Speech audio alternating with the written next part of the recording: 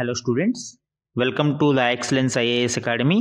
ఈరోజు మనం డిసెంబర్ 31 నాటి ఈనాడు న్యూస్ పేపర్లోని ఇంపార్టెంట్ కరెంట్ అఫైర్స్ గురించి డిస్కస్ చేద్దామండి. ఈరోజు important topics to be covered మనం అబ్జర్వ్ చేస్తే ఫస్ట్ వన్ చూడండి, నిప్పులు చిమ్ముకుంటూ నింగికెగసి పిఎస్ఎల్వి C60 ప్రయోగం విజయవంతం. సో రీసెంట్గా మనము ఈ పిఎస్ఎల్వి C60 యొక్క ప్రయోగం గురించి డిస్కస్ చేస్తూ ఉన్నాము అండ్ ఇది సక్సెస్ఫుల్గా నిన్న లాంచ్ అవ్వడం జరిగిందండి. ఆ కంటెక్స్ట్లో ఇక్కడ మనకి న్యూస్ ఆర్టికల్ ఇవ్వడం జరిగింది. ఇది మనకి సైన్స్ అండ్ టెక్నాలజీలో వెరీ వెరీ ఇంపార్టెంట్.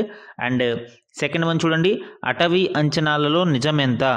సో మనకి ఐఎస్ఎఫ్ఆర్ రిపోర్ట్ 2023 అనేది చాలా చాలా ఇంపార్టెంట్ అని చెప్పడం జరిగింది. ఆ కంటెక్స్ట్లో మనకి ఇది లీడ్ ఆర్టికల్ ఇవ్వడం జరిగింది. ఇది మనకి ఎన్విరాన్మెంట్లో ఇంపార్టెంట్ అండి. అండ్ థర్డ్ వన్, క్షయ కబంధ హస్తాలలో భారత్. సో ట్యూబరిక్యులోసిస్ దానికి సంబంధించిన బర్డెన్ అండ్ గణాంకాలు గురించి ఇక్కడ మనకి ఇవ్వడం జరిగిందండి.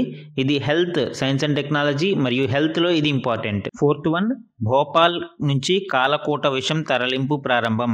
So Bhopal gas tragedy and దాంట్లో ఉండిపోయిన రెసిడ్యూస్ని తరలించడానికి కేంద్ర ప్రభుత్వం మరియు మధ్యప్రదేశ్ గవర్నమెంట్ నిర్ణయించుకుంది. ఆ కంటెక్స్ట్లో ఇది మనకి డిజాస్టర్ మేనేజ్మెంట్ మరియు జనరల్ నాలెడ్జ్ టాపిక్స్లో ఇంపార్టెంట్. అండ్ ఫిఫ్త్ వన్, ఆర్థిక వ్యవస్థ బలంగా ఉంది.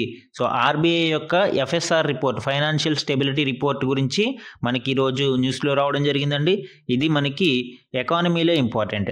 అండ్ సిక్స్త్ వన్, ఏడాదికి 50,000 కోట్ల రక్షణ ఎగుమతులు. భారతదేశం డిఫెన్స్ ఎక్స్పోర్ట్స్ని కూడా ఇంక్రీజ్ చేస్తుంది అని రాజ్నాథ్ సింగ్ గారు వెల్లడించడం జరిగిందండి. ఆ కంటెక్స్లో ఇది డిఫెన్స్ టెక్నాలజీలో ఇంపార్టెంట్. ఈరోజు మన ఫస్ట్ ఆర్టికల్ చూడండి, నిప్పులు చిమ్ముకుంటూ నింగికెగసి పిఎస్ఎల్వి C60 ప్రయోగం విజయవంతం. కొత్త సంవత్సరానికి ముందు అంతరిక్షంలో ఇస్రో అద్భుతం. సో ఈ C60 యొక్క ప్రయోగం గురించి మనము డిస్కస్ చేస్తూ వచ్చాము అండ్ సక్సెస్ఫుల్గా ఈ పిఎస్ఎల్వి C60ని ఇస్రో లాంచ్ చేయడం జరిగిందండి. డీటెయిల్స్ ఇక్కడ చూడండి, భారత అంతరిక్ష పరిశోధనా సంస్థ ఇస్రో నూతన ఆంగ్ల సంవత్సరాదికి ముందే అంతరిక్షంలో అద్భుతం చేసింది. దేశ ప్రజలందరికీ అద్భుత విజయంతో హ్యాపీ న్యూ ఇయర్ చెప్పింది. ఇప్పటి వరకు చైనా, రష్యా, అమెరికా మాత్రమే అంతరిక్షంలో 2 ఉపగ్రహాలను అనుసంధానం చేస్తున్నాయి, అంటే డాకింగ్ అనేది చేస్తున్నాయి. ఈ తరహా సాంకేతికతలో తాజాగా భారత్ కూడా వాటి సరసన చేరింది. మనకి ఈ డాకింగ్ టెక్నాలజీని అందుకున్న 4వ దేశంగా భారతదేశం అవతరించిందండి. ఇప్పటి వరకు ఇస్రో చేపట్టిన ప్రధానమైన ప్రయోగాలలో ఈ స్పేడెక్స్ అంటే స్పేస్ డాకింగ్ ఎక్స్పెరిమెంట్ కూడా ఒకటి. ఈ పిఎస్ఎల్వి 420 కిలోల బరువు గల స్పేడెక్స్ అత్యాధునిక సాంకేతిక పరిజ్ఞానంతో రూపొందించిన జంట ఉపగ్రహాలను నిర్ణీత కక్షలో ప్రవేశపెట్టింది. ఈ 2 చిన్న ఉపగ్రహాలను ఉపయోగించి అంతరిక్షంలో డాకింగ్ సాంకేతికతను ప్రదర్శించడమే ఈ మిషన్ యొక్క ప్రధాన లక్ష్యం. ఈ పిఎస్ఎల్వి C60 ప్రయోగంలో ఈ స్పెడెక్స్ ప్రయోగంతో పాటు అదర శాస్త్రీయ పరిశోధనలు కూడా జరుగుతాయండి. ఇందులో PS4 ఆర్బిటల్ ఎక్స్పెరిమెంటల్ మాడ్యూల్ ఉంది. దీనినే POEM అని పిలుస్తారు. సో ఈ POEMలో భాగంగా కొన్ని పరిశోధనలు ఈ పిఎస్ఎల్వి C60 ప్రయోగంలో చేస్తారు. ముఖ్యంగా దీనిలో మనకి మైక్రోగ్రావిటీ ప్రయోగాలను నిర్వహించడానికి ఇస్రో శాస్త్రీయ పరిశోధనలు నిర్వహిస్తూ ఉంది. ఈ మైక్రోగ్రావిటీ ఎక్స్పెరిమెంట్స్ అంటే ఏంటండి? ఈ మైక్రోగ్రావిటీ అంటే గ్రావిటీ లేని సిచ్యువేషన్స్లో లిక్విడ్స్ కావచ్చు, గ్యాసెస్ కావచ్చు ఏ విధంగా బిహేవ్ చేస్తాయి అనే ఎక్స్పెరిమెంట్స్నే మైక్రోగ్రావిటీ ఎక్స్పెరిమెంట్స్ అంటారు. స్పేస్లో గ్రావిటీ ఉండదు కాబట్టి ఆ సిచ్యువేషన్స్లో ఈ ఎక్స్పెరిమెంట్స్ని నిర్వహించడానికి ఇస్రో ప్రయత్నిస్తూ ఉంది. ఇప్పుడు ఇక్కడ చూడండి, స్పేస్ డాకింగ్ ఏ విధంగా జరగబోతుంది అనేది మనం ఇక్కడ అబ్జర్వ్ చేస్తే 2 స్మాల్ ఉపగ్రహాలు ఏవైతే మనము ప్రయోగించామో ఆ 2 ఉపగ్రహాలు నిర్ణీత కక్షలో దగ్గరికి చేరుకుంటూ ఉంటాయండి. సో ఈ విధంగా స్టెప్ బై స్టెప్ ఇవి చేరుకున్న తర్వాత వీటికి ఉండే మాడ్యూల్స్లో వింగ్స్ ఏవైతే ఉన్నాయో ఆ వింగ్స్ ఇంటరాక్ట్ అయ్యి ఈ డాకింగ్ ప్రక్రియ అనేది ఫైనల్గా పూర్తి అవుతుంది. ఈ డాకింగ్ కొరకు ఈ 2 ఉపగ్రహాలలో ఒక ఉపగ్రహం చేజర్గా ఉంటే ఇంకొక ఉపగ్రహం టార్గెట్గా మనకి ఇక్కడ ప్రయాణిస్తూ ఉంటుంది. సో వన్స్ ఈ చేజర్ టార్గెట్ని రీచ్ అయ్యి ఈ డాకింగ్ ప్రక్రియ పూర్తి అయ్యేసరికి మనకి ఈ ప్రయోగం సక్సెస్ఫుల్గా కంప్లీట్ అవుతుందండి. ఈ డాకింగ్ టెక్నాలజీ వలన మనకి ఫ్యూచర్ మిషన్స్ అన్నిటికీ చాలా ఉపయోగపడుతుందండి. ముఖ్యంగా బహుళ రాకెట్ ప్రయోగాలకి అవసరమైనప్పుడు కావచ్చు, లేదా ఉమ్మడి మిషన్ లక్ష్యాలు సాధించడానికి కావచ్చు, ఈ డాకింగ్ సాంకేతికత చాలా అవసరం. అలానే మనకి చంద్రయాన్ 4 భారతీయ అంతరిక్ష స్టేషన్ నిర్వహణ ఇలాంటి వాటికి ఈ డాకింగ్ టెక్నాలజీ అనేది మ్యాండేటరీ అండి. ఇంటర్నేషనల్ స్పేస్ స్టేషన్ లాగా భారతదేశం కూడా స్వంతంగా ఒక స్పేస్ స్టేషన్ని నిర్మించుకోవడానికి ప్రయత్నిస్తుంది. సో ఈ నిర్మాణానికి డాకింగ్ టెక్నాలజీ అనేది మ్యాండేటరీ. సో ఇప్పుడు ఈ డాకింగ్ టెక్నాలజీని మనము అందిపుచ్చుకోగలుగుతున్నాం. మన నెక్స్ట్ ఆర్టికల్ చూడండి, అటవీ అంచనాలలో నిజం ఎంత. సో ఇటీవల రిలీజ్ అయిన ISFR భారత అటవీ స్థితిగతుల నివేదిక 2023కి సంబంధించి ఈ ఆర్టికల్ రావడం జరిగిందండి. ముఖ్యంగా ఈ రిపోర్ట్ని క్రిటిసైజ్ చేస్తూ ఈ ఆర్టికల్ ఇవ్వడం జరిగింది. ఇందులో ఎంత మేరకు నిజం ఉంది, ఇచ్చిన డేటా అంతా కరెక్టేనా కాదా, లేదా ఏమైనా ఇంపార్టెంట్ పాయింట్స్ని మిస్ చేస్తున్నారా అనే పాయింట్స్ని ఈ అటవీ అంచనాలలో నిజం ఎంత అనే ఈ ఆర్టికల్లో మెన్షన్ చేయడం జరిగింది. దేశంలో అడవుల విస్తీర్ణం, సాంద్రతలో మార్పులపై అంచనాలను భారత అటవీ సర్వేక్షణ సంస్థ అంటే ఫారెస్ట్ సర్వే ఆఫ్ ఇండియా తయారు చేస్తుంది. రిమోట్ సెన్సింగ్ మరియు ఉపగ్రహ ఛాయాచిత్రాలు, క్షేత్రస్థాయి పరిశీలన ఆధారంగా అడవుల స్థితిగతుల నివేదికలను ఇది రూపొందిస్తుంది. అయితే అటవీ విస్తీర్ణంపై అంచనాలు వాస్తవిక పరిస్థితిని ప్రతిబింబించడం లేదనే విమర్శలు చెలరేగుతున్నాయి. ఇక్కడ గణాంకాలు చూడండి, మనం ఆల్రెడీ చాలాసార్లు డిస్కస్ చేశాము. ఈ ప్రస్తుత అంచనాల ప్రకారం దేశంలో మొత్తం అటవీ మరియు చెట్ల విస్తీర్ణం 8,27,357 చదరపు కిలోమీటర్లు. ఇది దేశ భౌగోళిక ప్రాంతంలో 25.17% ఉంది. అలానే అటవీ ప్రాంతం అయితే దాదాపు 7,15,343 చదరపు కిలోమీటర్లు, 21.76% ఉంది. అండ్ అడవులు బయట చెట్ల ప్రాంతం అంటే ట్రీ కవర్ మనకి 1,12,014 చదరపు కిలోమీటర్లు అంటే 3.41% నమోదైంది.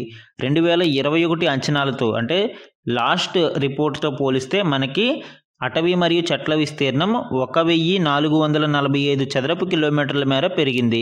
ఇందులో అటవీ ప్రాంతం విస్తీర్ణం కేవలం 156 చదరపు కిలోమీటర్లు పెరిగితే చెట్ల విస్తీర్ణం 1,289 చదరపు కిలోమీటర్ల చొప్పున పెరిగింది. ఇక్కడ చూడండి, ఈ డేటాని ఇక్కడ విజువల్గా మనం ఇవ్వడం జరిగింది.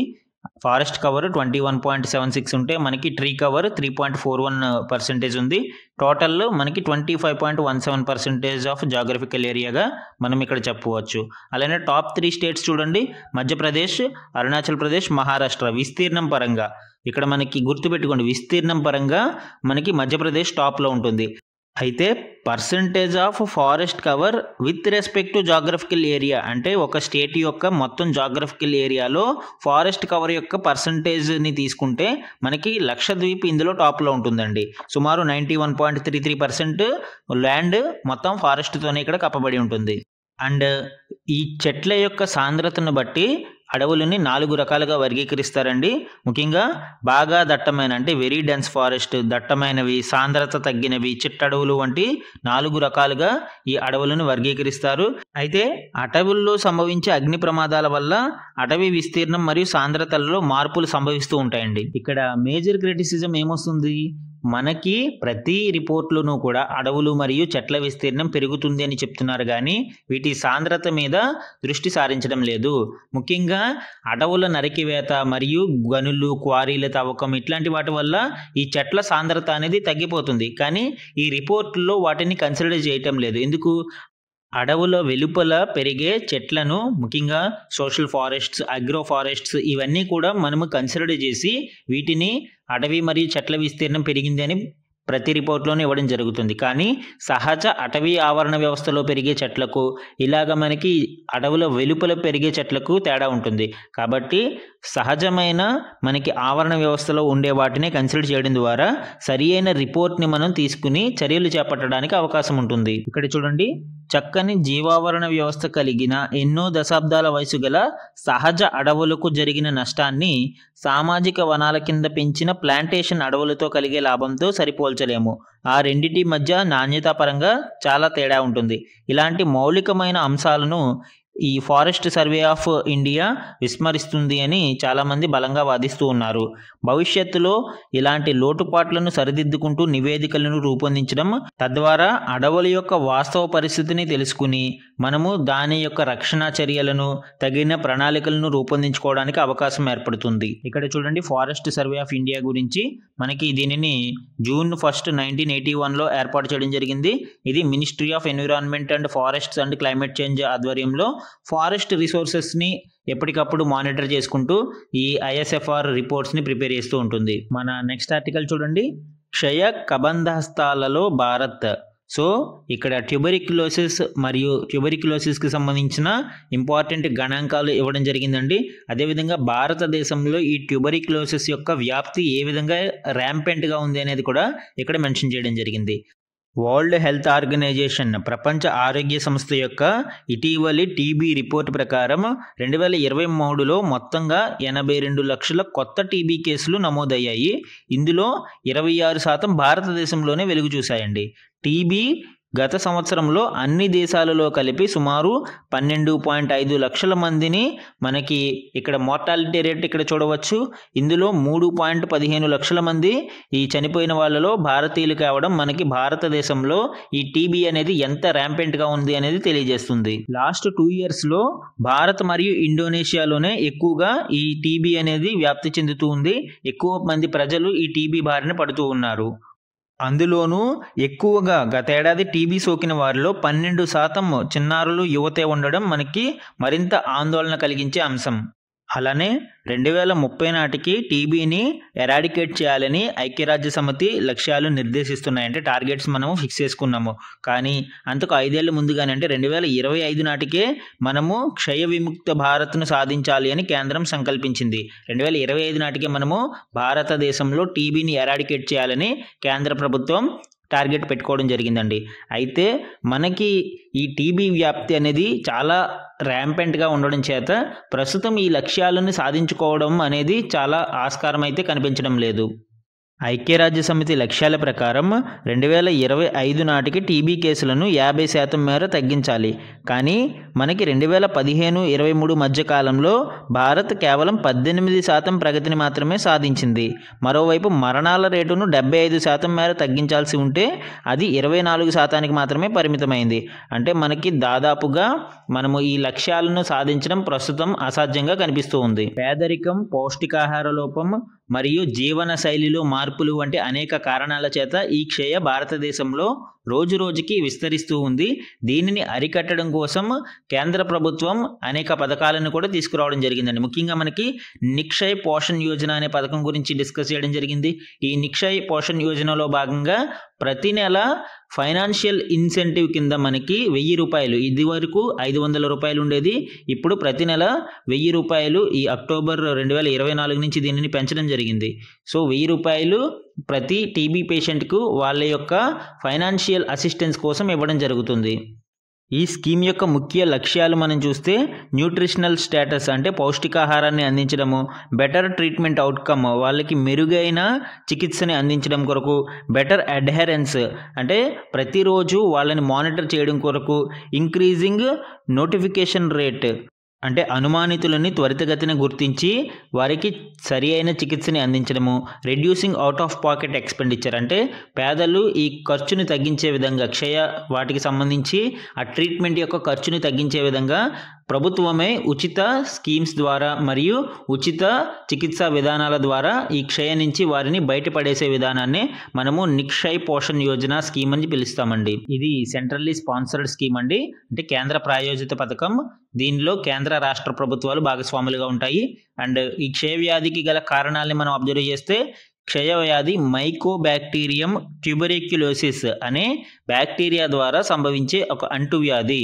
క్షయ సోకిన వ్యక్తి దగ్గినప్పుడు కానీ తుమ్మినప్పుడు కానీ గాలి ద్వారా ఎదుటివారికి ఇది వ్యాపిస్తుంది. కాబట్టి ఈ వ్యాప్తిని అరికట్టాలంటే, ముఖ్యంగా టీబీ విముక్త భారత స్వప్నం నెరవేరాలి అంటే అనుమానితులందరికీ కూడా పరీక్షలు నిర్వహించాలి, రోగులకు మెరుగైన వైద్య సేవలని ఉచితంగా అందించాలి. మరీ ముఖ్యంగా పోషకాహారాన్ని తీసుకోగలిగే శక్తిని ప్రజలు సముపార్జించుకునేలాగా చూడాలి. అంటే పౌష్టికాహారాన్ని ప్రజలకు సరసమైన ధరలలోనే అందించాలి మరియు వాళ్ళు కష్టపడి వాటిని సంపాదించుకునే విధానాన్ని కూడా ప్రభుత్వం ఏర్పాటు చేయాలి. దీనికోసం పేదరిక నిర్మూలన, ఆదాయ అసమానతల నివారణపై ప్రభుత్వాలు ప్రాధాన్యతనిస్తే మనకి ఈ క్షయ వ్యాధిని నివారించడానికి భారతదేశానికి అవకాశం ఏర్పడుతుంది. తద్వారా టీబీ ఫ్రీ ఇండియాని మనము 2030కి ముందుగానే సాధించడానికి అవకాశం ఉంటుంది. మన నెక్స్ట్ ఆర్టికల్ చూడండి. భోపాల్ నుంచి కాలకూట విషం తరలింపు ప్రారంభం. సో 1984 డిసెంబర్ 3న మనకి భోపాల్ నగర శివార్లలోని యూనియన్ కార్బైడ్ పురుగుల మందు కర్మాగారంలో ఒక ట్యాంక్ నుంచి 40 నుంచి 45 టన్నుల అత్యంత ప్రమాదకరమైన మిథైల్ ఐసోసైనేట్, ఇక్కడ గుర్తుపెట్టుకోండి MIC మిథైల్ ఐసోసైనేట్ అనేది ఇక్కడ లీక్ అవ్వడం చేత ఈ భోపాల్ గ్యాస్ ట్రాజడీ అనేది జరిగిందండి. దీనిని మానవ చరిత్రలోనే అతిపెద్ద కెమికల్ డిజాస్టర్గా, కెమికల్ ట్రాజడీగా చెప్తారండి. సో దీని కారణంగా, గ్యాస్ లీకేజీ కారణంగా తొలి 3 రోజులలో దాదాపు 10,000 మంది మృత్యువాత పడగా మొత్తంగా 25,000 మంది వరకు మరణించినట్లు ఒక అంచనా. అలానే గాయపడ్డ వారి సంఖ్య అయితే దాదాపు 6 లక్షలు. సో ఆన్ ద స్పాట్ ఉండే విక్టిమ్స్తో కాకుండా ఇది ఇంటర్ జనరేషనల్గా కూడా, అంటే ఆ వ్యక్తుల యొక్క సంతానానికి కూడా ఈ ఎఫెక్ట్ అనేది చాలా ఎక్కువగా కనిపిస్తూ ఉంటుంది. ఇప్పటికీ కూడా ఆ ప్రాంతాలలో ఈ ఎఫెక్ట్ బారిన పడిన వాళ్ళు కనిపిస్తూ ఉంటారండి. అయితే ఇప్పుడు అంటే సుమారు 40 సంవత్సరాల తర్వాత ఈ యూనియన్ కార్బైడ్ సంస్థ ఆవరణలో ఏదైతే ఈ భోపాల్ గ్యాస్ ట్రాజడీకి కారణమైన సంస్థ యూనియన్ కార్బైడ్స్ ఉందో, ఈ సంస్థ ఆవరణలో దాదాపు 40 ఏళ్లుగా పడి ఉన్న 377 టన్నుల విష పదార్థాల తరలింపు కార్యక్రమం మొదలైంది. ఈ విష పదార్థాలను ఇండోర్ సమీపంలోని పీతంపూర్ ప్రాంతానికి తరలించినట్లు అధికార వర్గాలు తెలుపుతున్నాయి. అయితే ఇక్కడ ఈ పీతంపూర్ కూడా మరి కంటామినేట్ అవుతుందా అంటే, ఈ విష పదార్థాలను సైంటిఫిక్గా ట్రీట్మెంట్ చేసి వాటిని కాల్చిన తర్వాత అందులో ఏమైనా ఇంకా విష పదార్థాల యొక్క ఉనికి ఉందేమో అని గుర్తించి, ఒకవేళ లేకుంటే వాటిని ఒక లీక్ ప్రూఫ్డ్ బ్యాగ్స్లో ప్యాక్ చేసి అప్పుడు భూమిలో పాతిపెట్టడం జరుగుతుందండి. దీని ద్వారా అక్కడ ఉండే జలాలకి కానీ సాయిల్కి కానీ ఎటువంటి ప్రమాదము జరగదు. మన నెక్స్ట్ ఆర్టికల్ చూడండి. ఆర్థిక వ్యవస్థ బలంగా ఉంది. 2024-25లో 6.6% వృద్ధి అనేది నమోదవుతుంది అని RBI ప్రకటించడం జరిగిందండి. ఇటీవల RBI విడుదల చేసిన ఫైనాన్షియల్ స్టెబిలిటీ రిపోర్ట్ అంటే ఆర్థిక స్థిరత్వ నివేదికలో ఈ అంశాలను వెల్లడించడం జరిగింది. ముఖ్యంగా బలమైన లాభదాయకత, తగ్గుతున్న నిరర్ధక ఆస్తులు అంటే నాన్ పెర్ఫార్మింగ్ ఎసెట్స్ మరియు మూలధన ద్రవ్యలభ్యత నిల్వలతో షెడ్యూల్డ్ వాణిజ్య బ్యాంకులు కనిపిస్తున్నాయి అని ఈ నివేదిక వెల్లడించడం జరిగింది. దీని ద్వారా భారత ఆర్థిక వ్యవస్థ మనకి బలంగానే కనిపిస్తుంది అని ఈ ఫైనాన్షియల్ స్టెబిలిటీ రిపోర్ట్ అనేది వెల్లడిస్తుంది. అయితే 3-4 త్రైమాసికాల్లో మనం పుంజుకుంటాము. ప్రస్తుతం ఫస్ట్ హాఫ్ ఏదైతే ఉందో అంటే ఫస్ట్ క్వార్టర్ అండ్ సెకండ్ క్వార్టర్లో మనకి వాస్తవ జీడిపి వృద్ధి 6% తగ్గింది. దీనిని మనము 3 మరియు 4 త్రైమాసికాలలో అంటే సెకండ్ హాఫ్లో పుంజుకుంటాము అని RBI వెల్లడించింది. ఇదే సమయంలో లాస్ట్ ఫిస్కల్ ఇయర్ 2023-24 ప్రథమార్థంలో అయితే 8.2% గాను, ద్వితీయార్థంలో 8.1% గాను ఉంది. అయితే ప్రస్తుత ఫిస్కల్ ఇయర్లో ఫస్ట్ హాఫ్ మనకి 6% తగ్గడం జరిగింది జీడిపి వృద్ధి అనేది. అయితే సెకండ్ హాఫ్లో దీనిని వృద్ధి అనేది సాధిస్తాము అని RBI వెల్లడించడం జరిగింది. దానికి ఈ కారణాలు కూడా చెప్పడం జరిగింది. అంటే ఆర్థిక వ్యవస్థ బలంగానే ఉంది కాబట్టి జీడిపి వృద్ధి అనేది జరుగుతుంది అని ఆశాభావం వ్యక్తం చేసింది. అండ్ ద్రవ్యోల్బణం గురించి ఇక్కడ చూడండి. ధరలు తగ్గొచ్చు. ద్రవ్యోల్బణం విషయానికి వస్తే ఖరీఫ్ దిగుబడి బాగుంది, రబీ కూడా రాణిస్తుందని అంచనాలు ఉన్నాయి కాబట్టి దీనితో ఆహార ధాన్యాల ధరలు తగ్గుముఖం పట్టొచ్చు. కాబట్టి ద్రవ్యోల్బణం తగ్గుతుంది అని RBI అంచనా వేస్తుంది అండి. అలానే సైబర్ మోసాలపై అవగాహన పెంచాలి అని RBI వెల్లడించడం జరిగింది. ఈ నివేదికలో డిజిటల్ లావాదేవీలు ఎక్కువ అవుతున్న నేపథ్యంలో మనకి సైబర్ మోసాలపై ప్రజలకు అవగాహన పెంచాల్సిన అవసరం ఉంది. అలానే ఈ డిజిటల్ అరెస్టులు చేసే వారి యొక్క ఖాతాలను కూడా గుర్తించే ప్రక్రియను వేగవంతం చేయాలి అని RBI వెల్లడించిందండి. అండ్ ఇక్కడ మనకి NPS యొక్క డేటాని చూడండి. నాన్ పెర్ఫార్మింగ్ ఎసెట్స్ లేదా నిరర్ధక ఆస్తులు అని పిలుస్తాము. సో 12 ఏళ్ల కనిష్టానికి బ్యాంకుల స్థూల మొండి బకాయిలు గ్రాస్ NPA అని పిలుస్తామండి. గ్రాస్ NPAని మనము స్థూల మొండి బకాయిలుగా పిలుస్తాము. ఈ గ్రాస్ GNPA అనేది 12 ఏళ్ల కనిష్టానికి చేరుకుంది. అంటే ఇది ఒక పాజిటివ్ ట్రెండ్గా మనం చెప్పుకోవచ్చండి. నాన్ పెర్ఫార్మింగ్ అసెట్స్ ఎక్కువ ఉంటే ఏం జరుగుతుంది? బ్యాంకుల మీద భారం పెరుగుతుంది. కాబట్టి ఈ ఎన్పిఎస్ ఎప్పుడైతే తగ్గుముఖం పట్టాయో బ్యాంకుల యొక్క హెల్త్ అనేది బాగున్నట్టు మనకి ఇక్కడ ఒక ఇండికేటర్గా దీనిని చెప్పవచ్చు. ఇప్పుడు ఈ జిఎన్పిఏ అనేది మనకి 2024 సెప్టెంబర్ యొక్క డేటాని తీసుకుంటే 12 ఏళ్ల కనిష్టానికి అంటే 2.6%కి చేరింది అని ఈ ఎఫ్ఎస్ఆర్ రిపోర్ట్ అనేది తెలియజేస్తుందండి. మనకి పీక్ ఎప్పుడు చూడొచ్చండి? 2018లో మనము సుమారు 2018 మార్చిలో మనము 14.58% అనేది పీక్ జిఎన్పిఏ రేషియో. ఇప్పుడు అది మనకి 2.6%కి చేరింది. మన నెక్స్ట్ ఆర్టికల్ చూడండి. ఏడాదికి 50,000 కోట్ల రక్షణ ఎగుమతులు రాజ్నాథ్ సింగ్ ప్రకటించడం జరిగిందండి. మన దేశం నుంచి రక్షణ ఉత్పత్తుల ఎగుమతులు గణనీయంగా పెరుగుతున్నాయని కేంద్ర రక్షణ శాఖ మంత్రి రాజ్నాథ్ సింగ్ తెలిపారు. దశాబ్దం క్రితం ఈ రంగంలో ఏడాదికి 2,000 కోట్ల విలువైన ఉత్పత్తులను మాత్రమే మనము విదేశాలకి విక్రయించగలిగామని, ఇప్పుడు వాటిని 21,000 కోట్లకు చేరింది అని, దీనిని ఇంకా ఒక టార్గెట్ ఫిక్స్ చేసుకుని 2029 నాటికి ఏడాదికి 50,000 కోట్ల విలువైన రక్షణ ఉత్పత్తులను ఎగుమతి చేయాలనేది లక్ష్యంగా నిర్ణయించినట్లు మంత్రి వెల్లడించారు. అలానే మారుతున్న కాలానికి అనుగుణంగా రక్షణ ఉత్పత్తుల తయారీ కోసం అత్యాధునిక సాంకేతికతను అందిపుచ్చుకోవాల్సిన అవసరం ఉందన్నారు. సైనిక శిక్షణ కేంద్రాలు ఈ విషయంలో కీలక పాత్ర పోషిస్తున్నాయని ప్రశంసించారు. యుద్ధ రంగంలో కృత్రిమ మేధ, సైబర్ దాడులు, అంతరిక్ష పోరాటం, పరోక్ష దాడుల నుంచి పెను సవాళ్లు పొంచి ఉన్నాయని ఆయన హెచ్చరించారు. అంటే కమింగ్ డేస్లో మనకి బ్యాటిల్ ఫీల్డ్ అనేది మారిపోతుంది. మనము సాంప్రదాయ ఏదైతే ఇప్పుడు జరుగుతున్న విధంగా యుద్ధాలు ఉండకపోవచ్చు. ముఖ్యంగా కృత్రిమ మేధ, సైబర్ దాడులు అనేవి ఎక్కువగా జరిగే అవకాశం ఉంది. మనం ఆల్రెడీ నిన్న ఒక ఆర్టికల్ చెప్పుకోవడం జరిగిందండి. అంతరిక్ష పోరాటాలకి సంబంధించి అంతరిక్ష సేన అనేది కూడా మనకి సిద్ధం చేస్తున్నట్టు ప్రకటించారు. సో భవిష్యత్తు సవాళ్ళను కూడా దృష్టిలో పెట్టుకుని మనము సన్నద్ధంగా ఉండాలి అని కేంద్ర మంత్రి సూచించడం జరిగింది. మన నెక్స్ట్ ఆర్టికల్ చూడండి. ద్రవ్యోల్బణం పెరుగుదల అత్యధికంగా ఛత్తీస్గఢ్లో 8.39%, తెలంగాణలో అతి తక్కువగా నమోదైంది. ఎంతండి? 4.24%గా నమోదైంది. ఇటీవల ఎన్ఎస్ఓ విడుదల చేసిన సిపిఐ వినియోగదారుల సూచిక, కన్జ్యూమర్ ప్రైస్ ఇండెక్స్ అని పిలుస్తాము. దీని ప్రకారం మనకి తెలంగాణలో అతి తక్కువగా 4.24% నమోదైంది. ఈ కన్జ్యూమర్ ప్రైస్ ఇండెక్స్ను ఆహార ఉత్పత్తులు, పండ్లు, కూరగాయలు, పాలు, గుడ్లు, పెట్రోల్, డీజిల్, దుస్తులు, ఇల్లు తదితరాల ధరలను దేశంలోని వివిధ ప్రాంతాల మార్కెట్ల నుంచి సేకరించి రూపొందిస్తారు.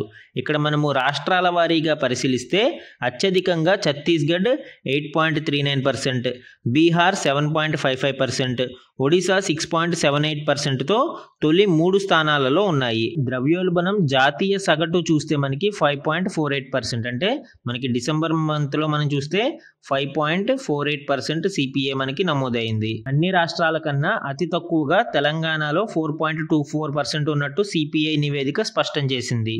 ఇక్కడ సిపిఐ మరియు డబ్ల్యూపిఐ మధ్య డిఫరెన్స్ అనేది మనము అబ్జర్వ్ చేస్తే హోల్సేల్ ప్రైస్ ఇండెక్స్ అనేది హోల్సేల్ లెవెల్లో ఇక్కడ మనకి ప్రైసెస్ యొక్క డిఫరెన్స్ని అబ్జర్వ్ చేస్తే, కన్జ్యూమర్ ప్రైస్ ఇండెక్స్ రిటైల్ లెవెల్లో అంటే కన్జ్యూమర్ స్థాయిలో ఈ ప్రైసెస్ యొక్క ఫ్లక్చువాలిటీని ఇక్కడ ఐడెంటిఫై చేస్తారండి. ఈ డబ్ల్యూపిఐని ఆఫీస్ ఆఫ్ ఎకనామిక్ అడ్వైజర్ ఇది రిలీజ్ చేయడం జరుగుతుంది. ఈ ఆఫీస్ ద్వారా మనకి సిపిఐ అయితే నేషనల్ స్టాటిస్టికల్ ఆఫీస్, జాతీయ కేంద్ర గణాంకాల శాఖ దీనిని విడుదల చేస్తుంది. డబ్ల్యూపిఐలో ఓన్లీ గూడ్స్ మాత్రమే ఇక్కడ కన్సిడర్ చేస్తారు, వస్తువులు మాత్రమే కన్సిడర్ చేస్తారు.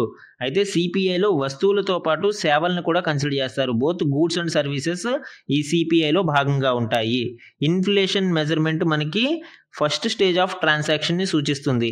అయితే సిపిఐలో మనకి ఫైనల్ స్టేజ్, ఎందుకంటే కన్జ్యూమర్ వినియోగదారుడి దగ్గర మనము ధరల వ్యత్యాసాన్ని చూస్తూ ఉన్నాం కాబట్టి ఫైనల్ స్టేజ్ ఆఫ్ ట్రాన్సాక్షన్ అనేది చివరికి ఎక్కడ అయితే మనకి ఈ కన్జ్యూమర్ యొక్క ధరల వ్యత్యాసం ఉంటుందో అక్కడ అది నమోదవుతూ ఉంటుంది. ఏ రకాల వస్తువులు మనకి డబ్ల్యూపిఐలో కవర్ అవుతాయి? మ్యానుఫ్యాక్చరింగ్ ఇన్పుట్స్ కావచ్చు, ఇంటర్మీడియట్ గూడ్స్ కావచ్చు, and minerals, machinery, basic metals etcetera ఇవన్నీ కూడా మనకి ఈ డబ్ల్యూపిఐలో కన్సిడర్ చేయొచ్చు. అయితే సిపిఐలో మనము education, communication, transportation, food items, beverages, housing, medical care ఇలాగ అన్ని రకాల వస్తువుల్ని బోత్ గూడ్స్ అండ్ సర్వీసెస్ని సిపిఐలో మనము కవర్ చేస్తాము.